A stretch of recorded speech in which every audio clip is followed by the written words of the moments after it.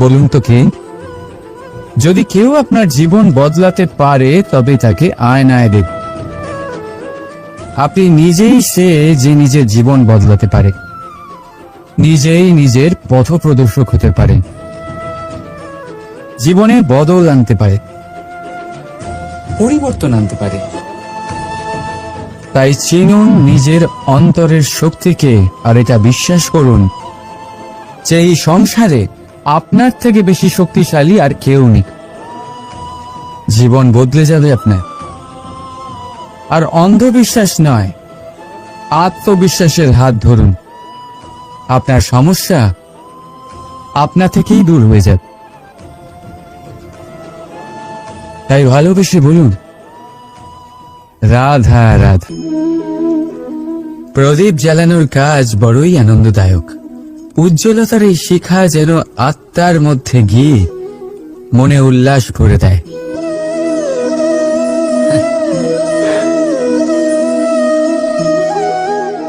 এই আমি কি করলাম? আমি একে নিভিয়ে দিলাম, অথচ এই দিয়েই আমি অন্য প্রদীপগুলি জ্বালিয়েছিলাম। কারণ যতক্ষণ এই শিখা অন্য প্রদীপগুলিকে জ্বালাচ্ছিল ততক্ষণ এই নিজেও জ্বলছিল। কিন্তু যেই ও এই কাজ করা ছেড়ে দিল তখন একেও নিভতে হল। বুঝলেন? সেরকমই জীবন হলো উজ্জ্বলতা দেওয়ার আরেক নাম। যদি জীবনে শুভ কাজ করেন, অপরের উপকার করে, অন্যদের সহায়তা করে, তাহলেই জীবিত থাকবেন। আর যেদিন এই কাজ করা আপনি বন্ধ করে দেবেন, শ্বাস প্রশ্বাস নেওয়া সত্ত্বেও মৃত হয়ে যাবেন। তাই যতক্ষণ শ্বাস চলছে আশারূপী উজ্জ্বলতা ছড়াতে থাকুন। বিশ্বাস করুন, মৃত্যুর পরেও আপনি অমর থাকবেন। তাই ভালোবেসে বলুন, রাধা রাধা। যবে থেকে জীব প্রাণের অস্তিত্ব পেয়েছে তবে থেকেই আরো একটি শব্দ জন্ম লাভ করেছে, সংঘর্ষ। জন্মলগ্ন থেকেই মানুষকে বাঁচার জন্য সংঘর্ষ করে যেতে হয়। কখনো নিজের লক্ষ্যে পৌঁছবার জন্য সংঘর্ষ করতে হয়, আর কখনো যা পেয়েছেন তাকে রক্ষার জন্য সংঘর্ষ করতে হয়। কিন্তু প্রত্যেকে একই অভিযোগ করে যে সংঘর্ষ করার সময় ভীষণ কষ্ট হয়। আপনি যোদ্ধা হলে প্রহার আপনাকে সহ্য করতেই হবে। সাঁতার শিখতে হলে জলে আপনাকে প্রবেশ করতেই হবে। পায়ের তলায় তাদেরই কড়া পড়ে যারা রোজ হাঁটেন, আর যারা হাঁটেন তারা নিজেদের লক্ষ্যে অবশ্যই পৌঁছন। তাই মনে রাখবেন, জীবন ততক্ষণই আছে যতক্ষণ কর্ম করবেন। তাই সংঘর্ষ করতে থাকুন, কষ্ট ভুলে যান, আর আমার সাথে ভালোবেসে বলুন, রাধা রাধা। মানুষ সর্বদা ফলাফলের কথা ভাবে, যে আমি যা করতে চলেছি তার ফল কি হবে, তার পরিণাম কি হবে। কিন্তু এর চিন্তা কেন? কারণ কর্ম যদি শুভ হয় তাহলে তার পরিণাম খারাপ হতেই পারে না। শুভ চিন্তা নিয়ে যারা কর্ম করেন তাদের ফলের চিন্তা কিসের? যারা ফুল বিক্রি করেন তাদের মাঝে সাঝে কাঁটা নিশ্চয়ই ফোটে, কিন্তু সুগন্ধ তাদের হাতে থেকেই যায়। এদের সন্ধানে কয়লার খনিতে নামা ব্যক্তি কালিমা লিপ্ত হয়ে গেলেও তার হাতে হিরে অবশ্যই থাকে। তাই শুভ চিন্তা নিয়েই কর্ম করে যান, পরিণাম শুভই হবে। আর ভালোবেসে বলুন, রাধা রাধা। মন, মানুষ, মান, এই তিনেরই প্রারম্ভ ম দিয়ে হয়, তাই না? কিন্তু আজ আমরা কথা বলবো মানের বিষয়। মানই সেই ভাব যা আমাদের মনকে সন্তুষ্ট করে। এই কলসিতে ভরা জলের মতন, যে জল এই পাত্রতে থাকার দরুন এর অস্তিত্ব বজায় থাকে। এবার মান থেকে আসে আত্মসম্মান আর অভিমান, আর এই দুইয়ের মধ্যে তফাৎ অনেক। যে জল এই পাত্রের মধ্যে সংরক্ষিত তা হলো আত্মসম্মান, যা আমাদের মনের সম্বল, অবলম্বন, যা এই পাত্রের মধ্যে শীতল থাকে আর যিনি পান করেন তাকেও শীতল রাখে। আর যে জল এই পাত্রের বাইরে উতলে পড়ে তা হলো অভিমান, যা বাইরের উত্তাপে বাষ্প হয়ে উবে যায়। সর্বদা মনে রাখবে, আত্মসম্মান আপনাকে দৃঢ় করে, আপনাকে শক্তি প্রদান করে, আর অভিমান আপনাকে দুর্বল করে দেয়। তাহলে কি হতে চান আপনি? আত্মসম্মানী নাকি অভিমানী? সিদ্ধান্ত আপনার। রাধা রাধা। সমস্যা। প্রত্যেকের জীবনেই সমস্যা আসা যাওয়া করে, আর প্রত্যেক মানুষ সমস্যা আসার পর তার সমাধান খুঁজতে উঠে পড়ে লাগেন। কিন্তু যখনই সমস্যার সমাধান হয়ে যায়, আমরা সুপ্রসন্ন হয়ে যাই এবং অসাবধানও হয়ে যাই। আমাদের মনে হয় যে আমরা সম্পূর্ণরূপে সমস্যার অন্ত করেছি, কিন্তু কোথাও না কোথাও একটা ছোট্ট বীজ রয়েই যায়, আর সেই বীজ আমাদের অসাবধানতার ছত্রছায়ায় বড় হতে থাকে, আর তারপর মহা সংকট হয়ে আবার আমাদের উপর আক্রমণ করে। এই সংকট যে কোনো রূপে আসতে পারে, কোনো শত্রুর রূপেও আসতে পারে, বা কোনো মহামারীর রূপেও আসতে পারে। সেই জন্য সব সময় সাবধান থাকাই উচিত, কারণ অসাবধান হলে কি হয়, আমাদের সুরক্ষা চক্রে একটা ছেদ উৎপন্ন হয়, আর আমাদের শেষ করতে পারে এমন এক বাণ সেই ছেদ বিন্দু হয়ে আমাদের হৃদয়ে প্রবেশ করতে পারে। তাই যে কোনো সমস্যার সমাধান করুন, জয়ী হন, উৎসব পালন করুন, কিন্তু সাবধানে থাকবেন। আসুন আর আমার সাথে ভালোবেসে বলুন, রাধা রাধা। কর্ম, ধর্ম আর কর্তব্য, এই তিনটি একে অপরের সাথে জড়িত, আর অনেক সময় এই তিনটি পালন করতে করতে আমাদের সেই ব্যক্তির সামনে গিয়ে দাঁড়াতে হয়, তার বিরুদ্ধেই যেতে হয়, যাকে আমরা সব থেকে বেশি ভালোবাসি। কিন্তু সেইখানে এই যুদ্ধ কোনো ব্যক্তিগত যুদ্ধ থাকে না, এ হলো কর্ম, ধর্ম আর কর্তব্যের যুদ্ধ।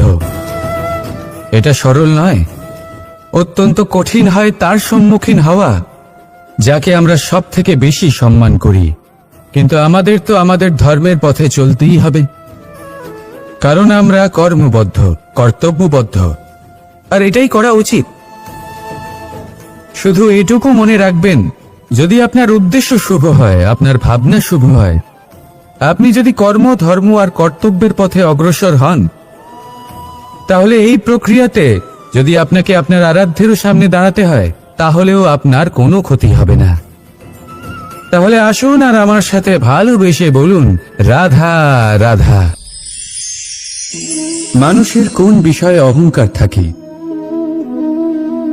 সময়, ক্ষমতা, শরীর আর সম্পত্তি। আর এই চারটেই সর্বদা সঙ্গে থাকে না। কি বিচিত্র ব্যাপার! আপনি নিজেই দেখুন, সময় আজ ভালো হলেও কাল অবশ্যই খারাপ হতে পারে। ক্ষমতা আজ আপনার থাকলেও কাল তা নাও থাকতে পারে। এই শরীরটা তো নশ্বরই বটে। যত আপনি বার্ধক্যের দিকে অগ্রসর হবেন, দুর্বল হতে থাকবেন, সৌন্দর্য ক্ষীণ হতে থাকবে। আর সম্পত্তি আজ আপনার, কাল অন্য কারোর হয়ে যাবে। আর এই সমস্ত নশ্বর জিনিসে মন কেন্দ্রীভূত করতে করতে ব্যক্তি ভুলে যান সেই বিষয়গুলি যা সর্বদা আপনার সাথে থাকবে, আপনার ঢাল হবে, আপনার সম্বল হয়ে থাকবে। আর তা হল আপনার স্বভাব, বুদ্ধি, সৎসঙ্গ আর খাঁটি সম্পর্ক। নিজের স্বভাব শীতল রাখুন, কর্মে বুদ্ধির পরিচয় দিন, সর্বদা ভালো মানুষের সাথে সময় কাটান, আর খাঁটি সম্পর্ক সর্বদা পালন করুন। জীবনে সর্বদা সুখী হবেন। রাধা রাধা। আমরা কর্ম করি, আর সেই কর্ম অনুসারে আমাদের তার ফল প্রাপ্ত হয়। এখন এই কর্ম আরো শ্রেষ্ঠ হতে থাকে, আমরা আরো প্রেরিত হতে থাকি। তার জন্য আমরা বড় বড় জ্ঞানীদের থেকে প্রভাবশালী, প্রেরণাদায়ক ব্যক্তির সাথে দেখা করার চেষ্টা করি, দেখা করিও। নিজের কর্মের বিষয়ে বিচার করি, আলোচনা করি, তাই তো? কারণ আমাদের কাজ দেখে তাতে বিশেষ মতামত সামনে থাকা ব্যক্তি দিতে পারে, কিন্তু এই পুরো চক্রতে সংসারের সব থেকে গুরুত্বপূর্ণ ব্যক্তির সাথে কথা বলতে আমরা ভুলেই যাই। আপনি কি জানেন সংসারের সব থেকে গুরুত্বপূর্ণ ব্যক্তি কে? স্বয়ং আপনি। হ্যাঁ, আপনি সে। আপনি জীবিত আছেন, তাই এই সংসার জীবিত আছে। আপনি হলেন আপনার সমস্ত কর্মের কেন্দ্র। তাই এবার থেকে প্রতিদিন একটু সময় নিজের জন্য বের করে নিজের সাথে কথা বলুন। নিজেকে বুঝুন, নিজের কর্মকে বুঝুন। কিছু প্রশ্ন আসবে, কিছুর উত্তর পাবেন, আরো কিছু প্রশ্ন আসবে যার উত্তর আপনি অবশ্যই পাবেন। কিন্তু এটা করবেন অবশ্যই, না তো আপনি এই সংসারের সব থেকে গুরুত্বপূর্ণ ব্যক্তির সাথে দেখা করার সুযোগই হারিয়ে ফেলবেন। এবার বলুন, আপনি কি এরকম চাইবেন? রাধা রাধা। প্রেম, ঘৃণা, এই দুই হলো একই শব্দ। কিভাবে? দেখুন না, দুটোতেই আড়াই অক্ষর রয়েছে। দুটোই হলো সেই অনুভূতি যা আমাদের মনের সাথে জড়িত, আর এই দুই অনুভূতির সাথে জড়িত মানুষ আমাদের জন্য গুরুত্বপূর্ণ। পার্থক্য শুধু এটাই যে প্রেম পায় সম্মান, আর ঘৃণাকে করা হয় অবজ্ঞা। এরকম কেন? কারণ প্রেম হলো সেই অনুভূতি যেখানে মানুষ সবকিছু দিয়ে দিতে চায়, সবকিছু লুটিয়ে দিতে চায়। সেখানে ঘৃণা হলো এমন অনুভূতি যেখানে মানুষ সবকিছু কেড়ে নিতে চায়, সবকিছু জিতে নিতে চায়। তাও প্রেমের অনুভূতি কখনো আপনাকে হারতে দেয় না, আর ঘৃণার অনুভূতি কখনো আপনাকে জিততে দেয় না। এবার কি করবেন আপনি? একটাই জীবন। ঘৃণার সাথে বাঁচবেন নাকি প্রেমের সাথে? আমি তো প্রেমকেই চয়ন করব। রাধা রাধা। পাওয়া এবং হারিয়ে ফেলা, এই দুই হলো জীবনের অভিন্ন অঙ্গ। আমরা যেমন কিছু পেয়ে থাকি, তেমন কিছু হারিয়েও থাকি। কিছু স্বপ্ন সার্থক হয়, আবার কিছু লক্ষ্য অপূর্ণই থেকে যায়। জীবনে এটা হয়েই থাকে, প্রত্যেকের জীবনেই এটা হয়ে থাকে। কিন্তু কারোর সাথে দেখা হলে আমরা কি ধরনের কথা বলি? আমরা সেই কথাই বলি যা আমরা হারিয়েছি।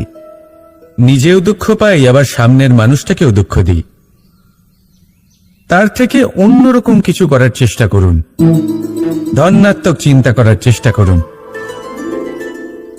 মন সেদিকেই দিন, স্মরণ শুধুমাত্র তাকেই করুন, গুরুত্ব তাকেই দিন যিনি আপনার কাছে রয়েছেন।